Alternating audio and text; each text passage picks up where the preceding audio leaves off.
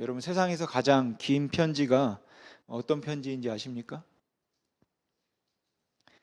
그 편지는 1875년 파리의 화가 마르셀 레쿠르트가 자신의 애인인 마드렌드에게 쓴 연애 편지라고 합니다. 그러나 가장 긴 편지임에도 불구하고 그 안에 담긴 내용은 독특하게도 나는 당신을 사랑합니다 라는 한 문장으로 되어 있어요. 그런데 이 한 문장을 편지를 쓴 해인 1875년에 1000번을 곱해서 187만 5천 번을 썼다고 합니다. 그러니까 만약 종이 한 장에 나는 당신을 사랑합니다 라는 이 문장을 1875번 썼다고 하면 종이가 무려 1000장이 필요한 거예요. 그러니까 어마어마한 양이고 어마어마한 사랑의 표현이죠. 근데 충격적인 것은 이 편지는 마르셀이 직접 쓴 것이 아니라 여러 대서인을 고용해서 썼다는 것이죠. 그런데 그것보다 더 충격적인 것은 그냥 대서인에게 187만 5천 번을 써달라고 주문한 것이 아니라 마르셀 본인이 나는 당신을 사랑합니다 라고 말하면 그 대서인이 나는 당신을 사랑합니다 라고 따라한 다음에 나는 당신을 사랑합니다 라고 쓰게 했다고 합니다. 그러니까 한 번 쓰려면 3번 반복해야 되는 것이죠. 따라서 나는 당신을 사랑합니다 라는 이 편지는 단순히 187만 5천 번을 쓴 것이 아니라 마르셀 자신이 한 번 말하고 대서인이 따라서 또 한 번 말하고 그리고 나서 그걸 적었으니까 무려 562만 5천 번 나는 당신을 사랑합니다 라고 어떻게 보면 말한 셈이 되는 것이에요. 하루는 같은 문장만 쓰는데 지친 한 대서인이 마르셀에게 왜 같은 문장만 이렇게 많이 반복해서 쓰는 겁니까? 라고 묻자 마르셀이 이렇게 대답했다고 합니다. 마드렌들은 귀머거리라서 내가 사랑한다고 한 말을 한 번도 듣지 못했어. 지금까지 나는 이 말을 그녀에게 들려주고 싶어 미쳐 죽을 지경이었다오. 대서인이 써서 좀 그렇긴 해도 굉장히 감동적입니다. 근데 솔직히 여기 계신 분들 중에는 그 187만 5천 번 사랑한다고 써진 편지를 받는다는 것이 상당히 놀랍고 감동적인 일이긴 한데 그것보다는 그냥 돈으로 187만 5천 원을 주지 또 대서인은 왜 고용하냐 그 대서비도 돈으로 그냥 주지 라고 생각하는 분도 계실지 모르죠. 왜냐하면 그 편지가 자신이 직접 헌신하고 손해를 보며 쓴 것이 아니라 그냥 돈 많은 사람이 돈을 주고 대서인을 고용해서 썼으니까 그 편지에 사랑한다는 말이 가득하긴 하지만 그 사랑에는 대단한 헌신과 희생은 없다 이렇게 생각하기 때문이겠죠. 여러분은 언제 하나님의 사랑을 느끼십니까? 하나님께서 나를 선대하셔서 나의 필요를 채워주시고 극한 고난들을 피해가게 하실 뿐만 아니라 고난 중에도 견딜 힘을 주시는 것에서 여러분은 하나님의 사랑을 느끼시나요? 사실 삶을 돌아보며 많은 분들이 하나님께서 그래도 내 걸음을 지켜주셨다라고 느끼고 감사하실 것입니다. 2020년 한 해만 돌아보아도 올 한 해가 참 어려움도 많았잖아요. 그리고 지금도 어렵고 그래도 여기까지 견딜 수 있음이 참 감사하다라고 생각하는 분도 계실 것이고 이만큼 사는 것도 살 수 있는 것도 은혜다라고 생각하는 분도 계실 것입니다. 또 지금은 굉장히 힘들지만 하나님이 그 선하심으로 나의 이 어려움들을 해결해 주시고 필요한 것들을 채워주실 것이다 라는 믿음으로 사는 분도 계실 것입니다. 이렇게 우리는 어려움 가운데도 은혜를 찾고 하나님의 도우심, 섭리를 찾기를 원하고 그걸 감사하죠. 그러나 이런 어려운 상황보다는 사실 형통할 때 하나님의 사랑을 더 잘 느낍니다. 그래서 우리는 물질적으로 풍요로우면 그게 다 은혜라고 생각하죠. 물론 저도 그 생각에 전적으로 동의합니다. 그리고 그렇게 은혜라고 생각해서 내가 누리고 있는 것들을 하나님께 감사하는 것이 전적으로 필요하다라고 생각해요. 그래서 하나님께서 우리에게 건강을 주시고 재물을 주시고 좋은 자녀들을 주시고 직장을 주시고 또 좋은 교회를 주심이 참 감사합니다 라고 하나님께서 필요한 것들을 채워주셨음을 감사할 수 있음에 전적으로 공감하고 동의는 하겠는데, 하지만 거기에서 하나님의 사랑을 느끼고자 한다면 솔직히 섭섭한 마음이 들 때가 많습니다. 많은 좋은 것들을 거저받아서 누리고 있으면서 이렇게 제가 말하는 것이 조금은 배응망덕하게 들릴 수도 있겠지만, 저는 하나님의 인색함이 이해가 안 되고 또 섭섭할 때가 참 많다라는 것이죠. 물론 하나님께서 우리에게 잘해 주셔야 할 의무는 없습니다. 그래서 오히려 우리가 구하는 것들이 뻔뻔할 수도 있겠죠. 하지만 생각해 보면 우리에게 절실하게 필요한 것들이, 우리가 절실하게 원하는 것들이 사실 하나님께는 하나도 필요 없는 것들이에요. 하나님에게 돈이 필요합니까? 하나님께 금이 필요합니까? 건강이 필요합니까? 그런데 우리는 그게 없어서 고난이잖아요. 우리는 없어서 고난인 것들이 하나님께는 차고 넘칩니다. 그리고 그걸 하나님께서 우리에게 좀 주신다고 해서 손해볼 게 하나도 없어요, 하나님이. 그런데 진짜 안 주시죠. 그리고 그걸 기도해야 얻을 수 있게 하시거나 착한 일을 많이 해야 주시는 하나님이라면 우리가 기도도 하고 봉사도 하고 헌신도 해야겠죠. 그런데 하나님께는 별로 필요 없는 것들인데 사실 그냥 주실 수도 있는 거잖아요.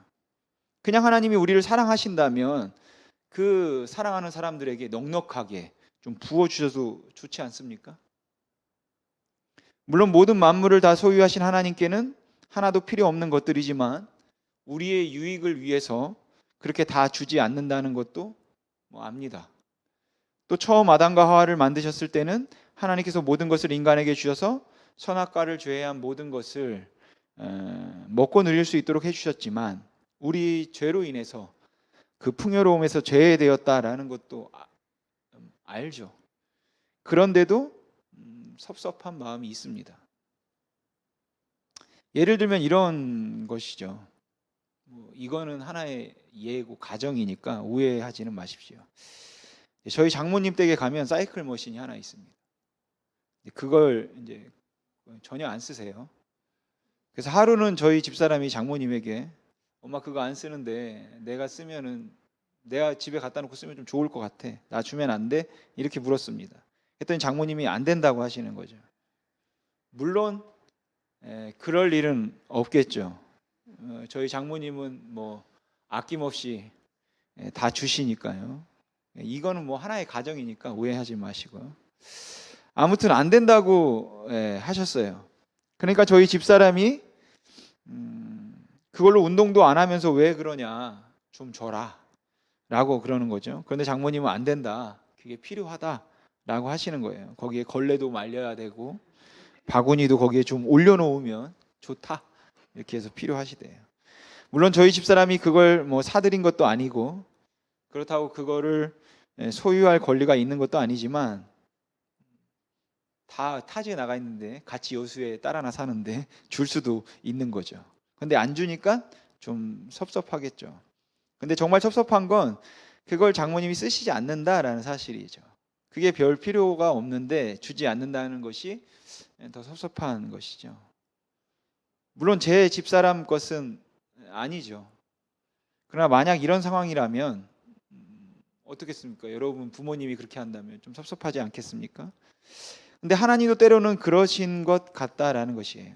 만유의 주인이시고 창조주여서 세상 모든 것들의 소유권을 가지고 계신 분이기에 제가 정말로 필요한 것 중에 하나님께서 필요로 하시는 것은 하나도 없습니다.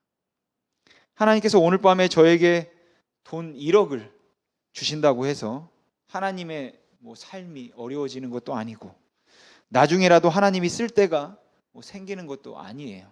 그런데 참 안 주세요. 우리는 너무 절실하게 필요한데 우리는 지금 그것만 있으면 좀 살 것 같은데, 그래서 하나님 앞에 구하기도 하고 하나님 앞에 매달리기도 하는데 하나님은 참 안 주십니다. 이거 해봐라 저거 해봐라 그러면 주지 라는 설교를 들을 때마다 그래 그렇게라도 하면 좀 주실까 싶어서 하는데 또 그러면 좀 서운하죠. 사실 어떤 때는 치사하기도 하고 그냥 주시지 뭘 그렇게 요구하시는 게 많으실까?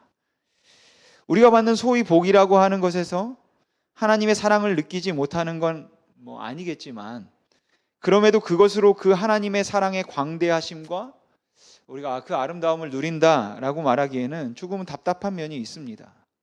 그래서 모든 것이 하나님에게서 왔음을 우리가 인정하면서도 왜 이렇게 응답이 더딜까? 왜 더 주지 않으실까?라고 답답해하는 분들도 계실 것이고, 또 하나님이 주신 것임을 인정하더라도 하나님의 그 무한한 공짜 자원을 잘 받아내고 끌어낼 수 있었던 것은 종교적 열심으로 또 개인의 성실함과 현명함 때문이라고 생각하는 분들도 계시겠죠. 그리고 이렇게 되면 하나님의 사랑이 그렇게 감동적이지 않다라는 것이에요. 오히려 손양원 목사님의 사랑이 훨씬 더 감동적이죠. 이 세상에서 벌어지는 기아와 고통은 둘째치고 우리의 삶 주변에서 벌어지고 있는 그 현장만 둘러보아도 하나님께는 재물이 필요 없다는 사실과 그럼에도 하나님께는 그것들이 넘쳐나고 있다라는 것, 그리고 그 재물이 우리에게는 너무나 필요하다는 것 때문에 하나님은 참 인색하신 것 같습니다. 근데 저는 비록 이 세상에서는 되는 일이 하나도 없고 항상 부족한 상태에서 살아가고 있다고 해도 가슴이 먹먹하도록 하나님의 사랑을 확인할 때가 있고 하나님께서 그 사랑을 확인시켜 주시기를 원할 때가 있다라는 것이죠. 바로 하나님께서 세상을 이처럼 사랑하사 독생자를 주셨으니 라는 것이에요. 여러분, 여기에 세상을 이라는 말은 그 안에 저와 여러분을 대입시켜도 될 거라고 생각합니다. 그런데 여러분, 하나님께서 저를 이처럼 사랑하사, 하나님께서 여러분을 이처럼 사랑하사 라고 말씀하셨을 때는 일용할 양식을 주셨을 때가 아니라 독생자를 주셨을 때입니다. 하나님께서 우리를 이처럼 사랑하사 우리에게 필요한 것들을 주셨다라고 말씀하지 않고 하나님께서 우리를 이처럼 사랑하사 독생자를 주셨다라고 말하고 있다라는 것이에요. 근데 문제는 사람들은 하나님이 우리를 이처럼 사랑하사 독생자를 주셨다라는 이 말에 별 감동을 느끼지 않는다라는 것이죠.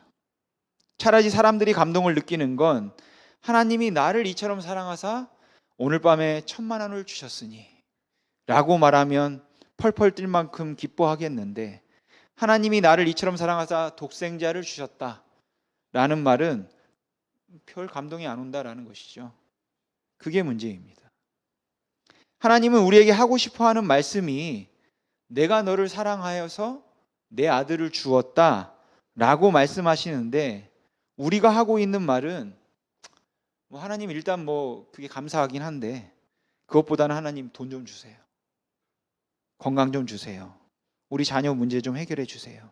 그러면 하나님이 날 사랑하는 줄 알겠습니다 라는 것이죠. 그래서 독생자를 주셨다는 그 말에서는 감동이 안 느껴지는 것이에요. 그리고 그 독생자가 나에게 필요한 어쩌면 궁극적인 이유도 저런 건강과 돈과 형통함 때문인 것일지도 모르죠.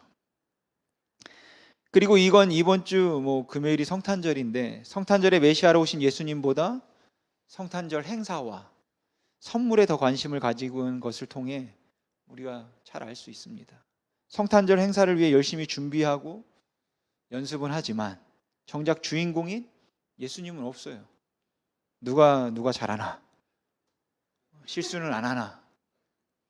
어떻게 하면 사람들이 잘했다고 할까? 잘 준비했다고 할까? 이것에 초점이 있잖아요. 준비하면서 예수님이 누군지 아이들이 알기는 합니까? 어쩌면 금년 성탄절은 크게 행사를 할 수 없어서 우리에게 메시아로 오신 예수님에게 더 관심을 가질 기회를 주신 것 같기도 합니다. 여러분, 성탄절은 하나님이 저와 여러분을 이처럼 사랑하사 독생자를 주신 날입니다. 그러나 정작 우리들은 이 독생자를 주셨다는 것에 감동하지 않아요. 여러분, 왜 사람들은 하나님께서 우리에게 독생자를 주셨다는 그 말에서 우리에게 필요한 건강과 재물을 주셨다는 말만큼 나를 사랑하셔서 돈 1,000만 원을 주셨다는 말만큼도 감동과 기쁨이 없을까요? 도대체 이유가 뭘까요? 제가 생각하기에는 우리에게 정말로 절실하게 필요한 것이 무엇인가 라는 것에 대한 인식이 없기 때문인 것 같습니다. 하나님은 우리에게 가장 필요한 것이 무엇인지를 아셔서 그 문제를 풀어주셨어도 우리는 왠지 지금 우리에게 정말로 필요한 것은 돈인 것 같고 건강인 것 같죠. 그리고 우리의 자녀들이 좋은 대학, 좋은 직장을 얻는 것, 그런 것이 이 세상의 어떤 것보다 지금은 가장 절실하게 중요한 일인 것 같다라고 생각한다라는 것이에요. 그러니까 저는 그 이유가 우리 인간들이 처해 있는 죄인으로서의 절망적인 상태, 그것에 대한 인식이 없기 때문에 하나님이 우리를 사랑하사 독생자를 주셨으니 라고 말해도 그 말에서 별다른 감동을 느끼지 못한다는 것입니다. 여러분, 우리가 전도할 때 보면 그 전도하는 법, 사형리든 뭐 글 없는 책이든 그 전도할 때 제일 먼저 하는 질문이 뭡니까? 전도 전도 훈련 받으신 걸로 알고 있는데 대답을 안 하시는군요.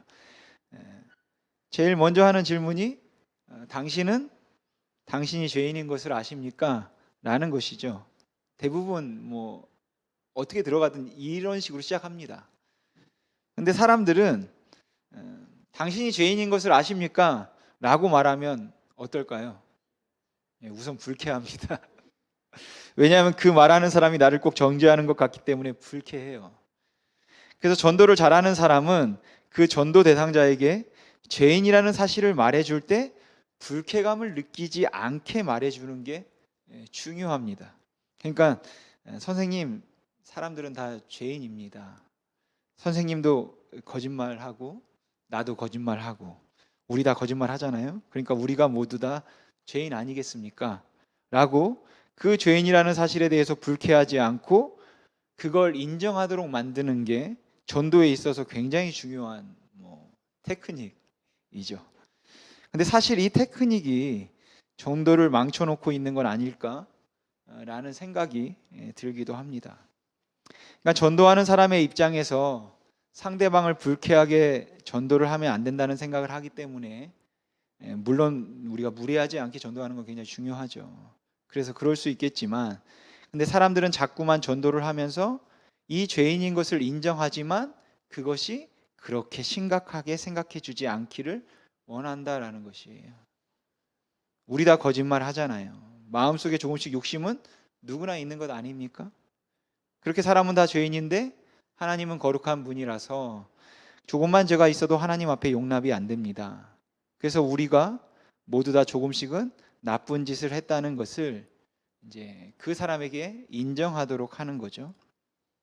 아주 부드럽게 선생님, 저도 죄인이고 저도 욕심을 가진 적이 있었고 저도 거짓말을 한 적이 있습니다. 선생님도 그렇죠? 예, 그렇죠.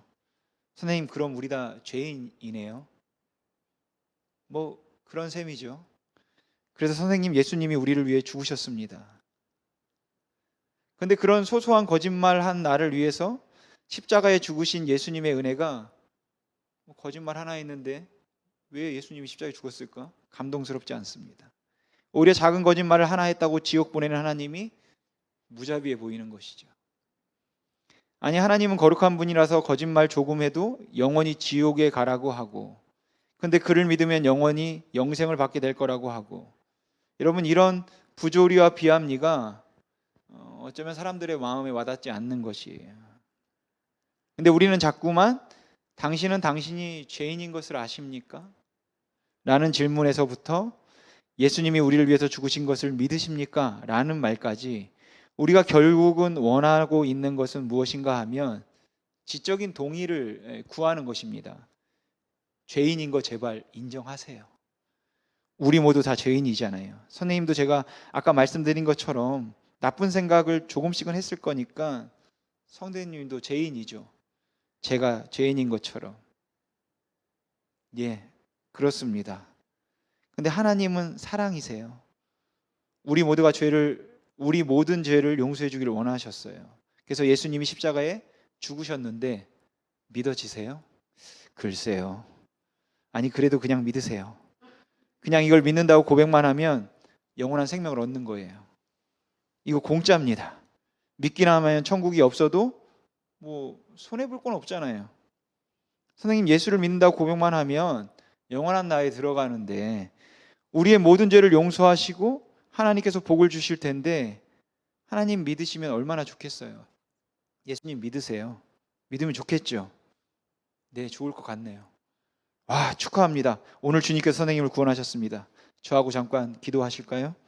그리고는 손 붙잡고 기도한 다음에 그 사람 구원받았다라고 그러죠. 근데 정작 이 사람은 도대체 뭘 했는지도 모른다라는 것입니다. 여러분 보통 그게 전도법에서 이제 말하는 뭐 전도죠.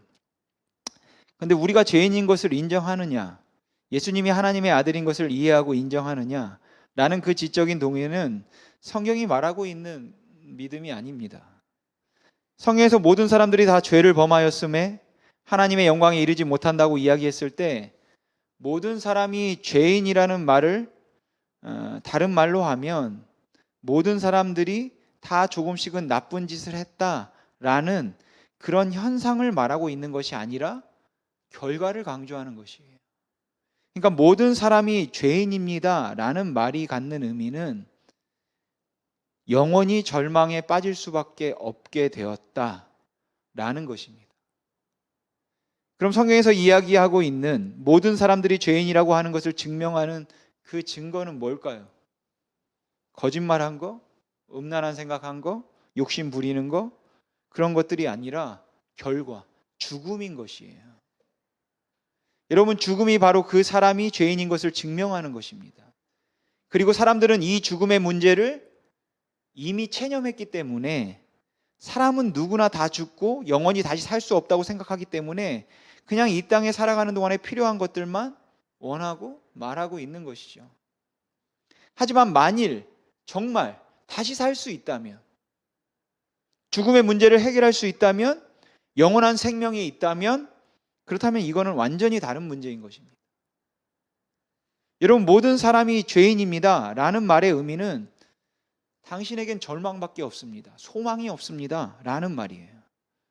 아무리 좋은 대학을 나왔어도, 아무리 좋은 집에 살아도, 아무리 부자라도, 아무리 예뻐도, 아무리 오래 건강하게 살아도 당신에겐 소망이 없습니다. 당신에겐 절망뿐입니다. 왜냐하면 죽음 때문에. 그 죽음은 한순간에 모든 걸 빼앗아 간다라는 것이죠. 그래서 인간은 여러분 절망일 수밖에 없는 것입니다. 누구나 다 죽으니까요. 여러분 성경에서 얘기하고 있는 우리가 죄인이라고 말할 때는 우리가 행한 행위들에 관한 것들도 틀림없이 말하고는 있는데 문제는 뭔가 하면 성경이 우리가 죄인이라고 말할 때 그 죄인이라는 말을 인정함으로 우리가 확인하거나 아니면 우리가 믿어야 하는 것, 우리가 다시 인식해야 하는 것이 있다면 그건 내가 뭘 해도 인생은 절망이구나, 소망이 없구나 라는 사실을 인식해야 하는 것이죠. 그래서 아무리 좋은 집에 살아도, 아무리 건강하다고 해도 불행합니다. 아무리 좋은 대학을 나와 좋은 직장을 다녀도, 아무리 아는 게 많아도 인생은 절망이라는 것이죠. 그리고 그건 다른 무엇도 아닌 죽음 때문인 것이에요. 마지막이 죽음으로 끝나니까. 그렇게 인간은 다 불행해져 있는 것입니다. 여러분, 어떤 사람이 죽을 수도 있는 아주 위중한 병에 걸렸다고 해보겠습니다. 그 사람이 그 병에 걸렸다는 것을 알든지 모르든지 상관없이 결과는 비참한 것이에요. 그가 병의 심각성을 의식하지 않는다면 성탄절에 무슨 선물을 받을지는 의미 있는 일이 될 수 있겠지만 만일 그 심각성을 의식한다면 뭐 좋은 옷을 선물 받든 좋은 음식을 먹든 별 의미가 없겠죠. 또한 심각성을 의식하지 않고 있었다면 병의 완치라는 선물을 받았어도 그 선물이 좋은 옷만, 좋은 음식만 못했을 것입니다. 하지만 그 병의 심각성을 의식하고 있었다면 병의 완치는 세상 어떤 귀한 것보다도 값진 선물일 것입니다. 근데 여기서 중요한 것은 그가 의식했든 의식하지 않았든 그에게 최고의 선물은 병의 완치라는 것이에요. 여러분, 우리는 태어나면서부터 최선을 다하지만 결국은 죽음 앞에서 한계와 절망을 의식하든 의식하지 않던 경험하는 것입니다. 그런데 하나님은 그런 인간들을 사랑하셔서 그 인간의 궁극적인 문제, 절대로 해결할 수 없는 죽음의 문제를 해결하셨다라는 것이죠. 그래서 하나님께서는 우리들에게 내가 너희를 사랑해서 독생자를 주었다라고 말씀하시는 것입니다. 그 아들 예수 그리스도를 우리에게 주셔서 그를 믿는 자에게 영원한 생명을 주시고, 그래서 그들에게 하나님의 자녀가 되는 권세를 다시 주시기 위해서 하나님이 그 독생자를 우리에게 주셨다라고 말씀하시는 것이에요. 여러분, 1,000만 원이 아닙니다. 1억이 아니에요. 건강하게 오래오래 사는 것이 아닙니다. 그런 것들에서 느끼는 사랑과 비교할 수 없는 정말 위대한, 정말 우리가 전율적으로 느낄 수 있는 그 사랑이 하나님이 우리를 사랑하셔서 독생자를 주셨다라는 말에 있는 것입니다. 가난하고 비참하고 많은 사람들보다도 열등하고 고난의 연속인 삶을 살아도 하나님이 나를 이처럼 사랑하사 독생자를 주셨다라는 말에서 우리는 진정한 자유와 자족함과 존재의 의미를 여러분 찾을 수 있는 것이에요. 여러분, 이것이 복음입니다.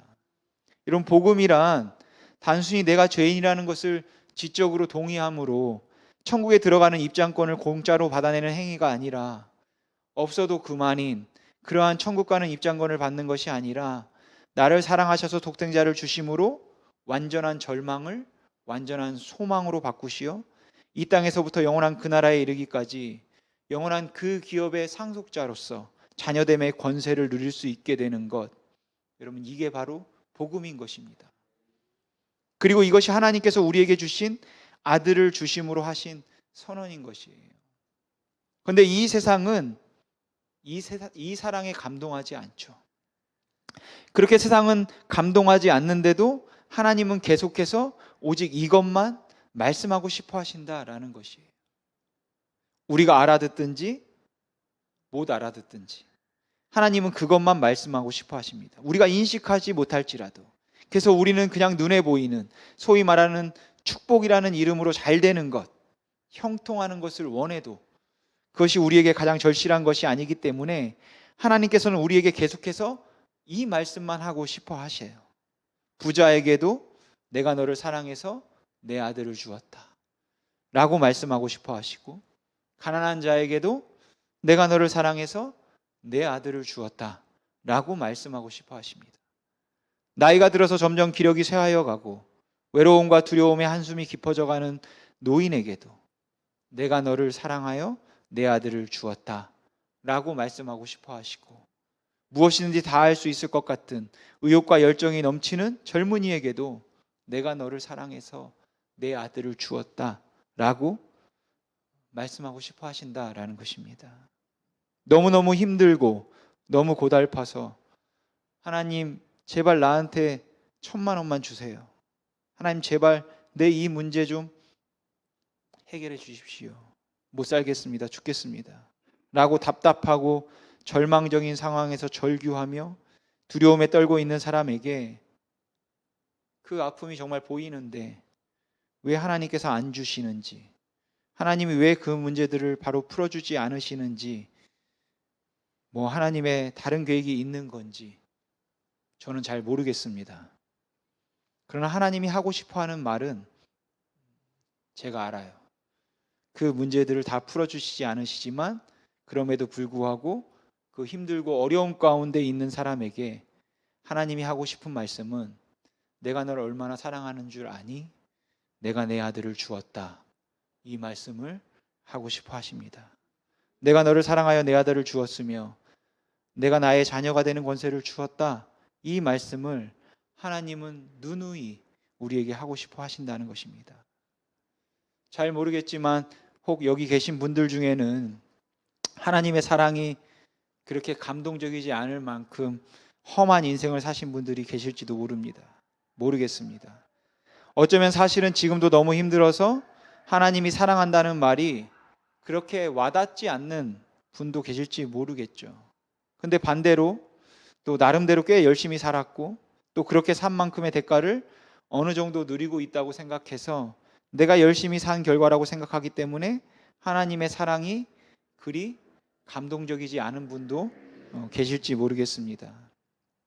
근데 하나님께서는 오늘 우리 모두에게, 가난한 자에게도 부자에게도 고난 중에 있는 사람에게도 비교적 형통한 삶을 살았던 사람에게도 그 모두에게 하나님께서 하고 싶어하는 말씀은 하나예요. 내가 너를 사랑한다. 그래서 내 아들을 주었다. 나는 내가 영원한 그 나라에서 이제 그 나라를 상속받은 자녀로 영원히 살기를 원한다.